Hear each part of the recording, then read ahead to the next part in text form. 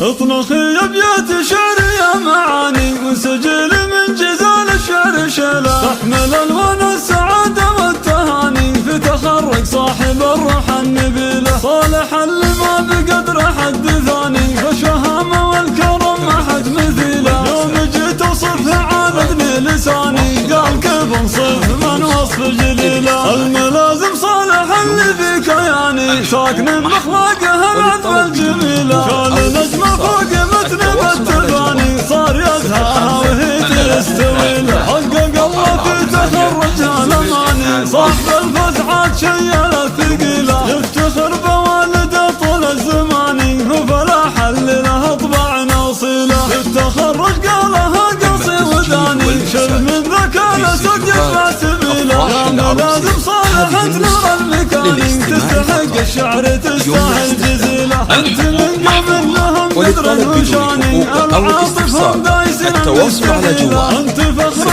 الجميع في كل عاني يا عسد ربك على القمه ذليله انت صار العز والمجد داني وانت يا صالح كفو انك تشيله اقبل ابياتي وكلها التهاني بحقك يا صالح قليله اطلقي ابيات شعر يا معاني وسجل من جزال الشعر شيله تحمل الوان السعاده والتهاني في تخرج صاحب الروح النبيله اطلقي ابيات شعر يا معاني وسجل من جزال الشعر شيله تحمل الوان السعاده والتهاني في تخرج صاحب الروح النبيله صالح اللي ما بقدر حد ثاني وشهامه والكرم ما حد مثيله يوم جيت اوصفه عاندني لساني قال كيف انصف من وصف جليله الملازم صالح اللي في كياني ساكن باخلاقه العذب الجميله شال نجمه فوق متن بالتفاني صار يزهاها وهي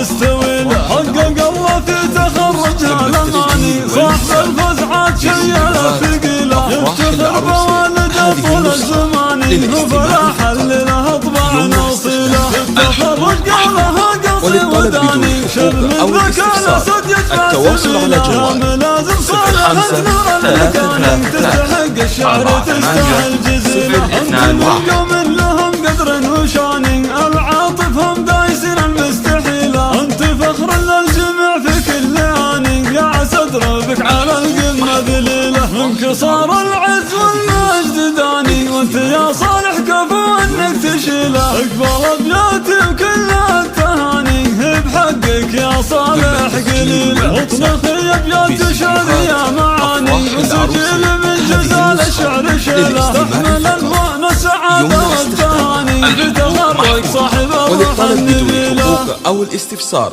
التواصل على جوال 05 333